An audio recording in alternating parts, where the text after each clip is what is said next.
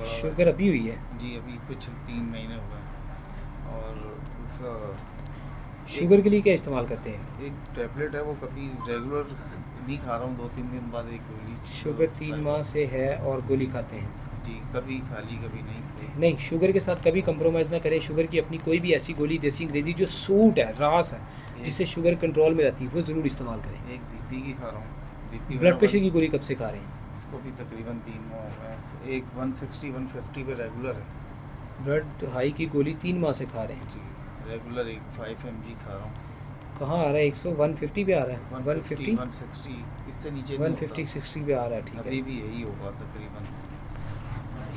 अब और पानी ज़्यादा पीने से बीपी नीचे आ जाना चाहिए, नहीं आ रहा ना? नहीं, असल पानी में ज़्यादा पीने से नीचे इसलिए नहीं आ रहा कि पक्की बात है, फिर पेट में हवा गैस आप भी ज़्यादा बन रही है। बहुत ज़्यादा होती है गैस असल में, बहुत कोई ज़्यादा ऐसी होती है चीज़, ना? हाँ जी, बहुत ज़्यादा होती है।